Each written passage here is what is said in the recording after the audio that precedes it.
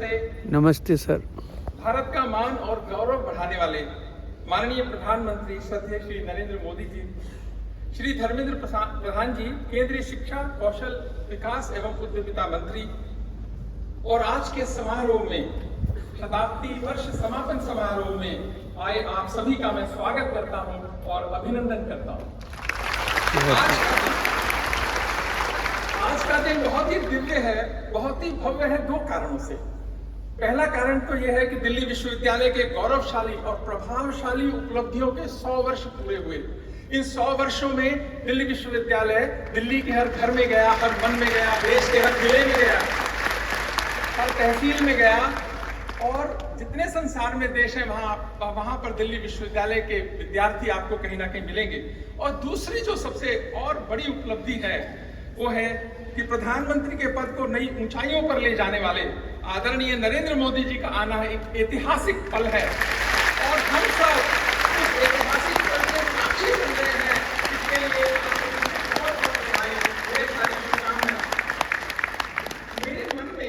मेरे मन में भाव आ रहे हैं, कि ऐसे प्रधानमंत्री कहां मिलते हैं।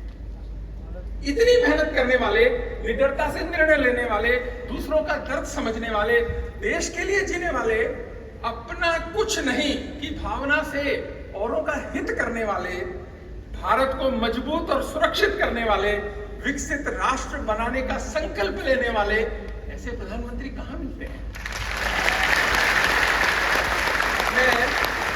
मैं ईश्वर से प्रार्थना करता हूं कि इन्हें संभाल कर रखना और इन पर अपनी कृपा बनाए रखना, और आप सबसे भी आग्रह करता हूं इनका ध्यान रखना, क्योंकि ये अपना ध्यान कम रखते हैं।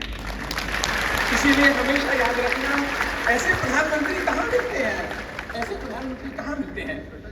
हिंदी के कवि हैं श्री हरिओम पवार जी, उन्होंने 2014 में एक कविता लिखी जब भारत में एक नई सरकार आई, और उन्होंने लिखा कि ऐसा कुछ कर जाओ कि पूरा देश देखता रह जाए, ऐसा कुछ कर जाओ कि पूरा देश देखता रह जाए, देश नहीं भूमंडल का परिवेश देखता रह जाए। और ऐसा इन्होंने अनेक बार किया पिछले 9 वर्ष में, कई बार साल में 2-3 बार भी ऐसा किया कि देश देखता रह गया। और हम सबका विश्वास है, आप सबका विश्वास है कि अभी आगे भी ऐसा कुछ करेंगे कि देश देखता रह जाएगा। लेकिन आज से 50-100 वर्ष के बाद आने वाली पीढ़ियां सहज विश्वास नहीं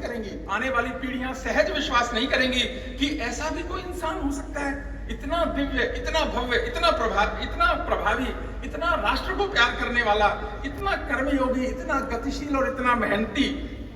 दिल्ली विश्वविद्यालय का ध्येय वाक्य है निष्ठा, धृति, सत्यम, यानी समर्पण, दृढ़ता और सत्य। इन तीनों शब्दों को विश्वविद्यालय ने तो लिखा, लेकिन अपने जीवन में प्रधानमंत्री जी ने साकार किया, इंप्लीमेंट किया। इसीलिए मैं कहता हूं कि ऐसे प्रधानमंत्री कहां मिलते हैं। माननीय प्रधानमंत्री जी, मैं आपका अपने दिल्ली विश्वविद्यालय में स्वागत करता हूं और अभिनंदन करता हूं। राष्ट्रीय शिक्षा नीति को सही तरीके से निश्चित समय में इंप्लीमेंट करने वाले शिक्षा मंत्री आदरणीय धर्मेंद्र प्रधान जी का भी मैं स्वागत करता हूं। हायर एजुकेशन इंस्टीट्यूशंस में राष्ट्रीय शिक्षा नीति के प्रावधानों को लागू करना इतना सरल कहां था, लेकिन वो लागू की गई, उसके लिए मैं उनको बधाई भी देता हूं। प्रधानमंत्री जी ने मिशन मोड में रिक्रूटमेंट करने का आह्वान किया। भारत की आदरणीय शिक्षा मंत्री जी ने इसकी प्रोग्रेस की लगातार समीक्षा करी। दिल्ली विश्वविद्यालय ने दशकों के बाद 2200 टीचर्स को रिक्रूट किया।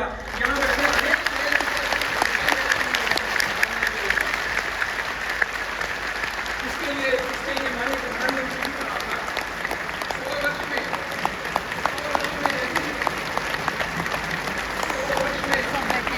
जैसी जब देश की जरूरत थी,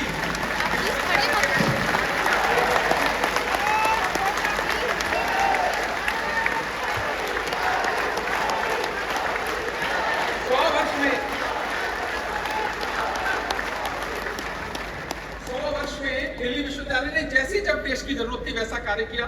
स्वतंत्रता संग्राम में क्रांतिकारी दिए, गांधीवादी दिए, और जब भारत स्वतंत्र हो गया तो जजेस दिए, साइंटिस्ट दिए, डॉक्टर्स दिए, इंजीनियर्स दिए, टीचर्स दिए, रिसर्चर्स दिए, लीडर्स दिए, ब्यूरोक्रेट्स दिए, बिजनेस पर्सन दिए, और सबसे बड़ी बात, देश को अच्छे नागरिक दिए। और आज 2047 में प्रधानमंत्री जी जी ने एक संकल्प लिया और देश ने फिर संकल्प लिया प्रधानमंत्री जी कहने पर कि भारत 2047 तक विकसित राष्ट्र होगा, तो दिल्ली विश्वविद्यालय की उसमें क्या भूमिका हो सकती है, इसके लिए हमने भी अपना एक स्ट्रेटेजिक प्लान तैयार किया ताकि विश्वविद्यालय का भारत सरकार के सहयोग से एक प्रभावी और आवश्यक भूमिका बने। इसके लिए टीचर्स को जो है और मेहनत करनी पड़ेगी, अपने मन को बड़ा करना पड़ेगा और मजबूत करने की जरूरत है। आज भारत की सरकार अपनी ताकत से ज्यादा अपने यूनिवर्सिटी के टीचर्स को देती है, क्योंकि आप भविष्य का निर्माण करते हैं, आप देश का निर्माण करते हैं। चाणक्य ने कहा था शिक्षक कभी साधारण नहीं होता। आपको भी साधारण नहीं रहना है इस अमृत काल के अंदर। अमृत काल में आपसे असाधारण परफॉर्मेंस की अपेक्षा करता है भारत।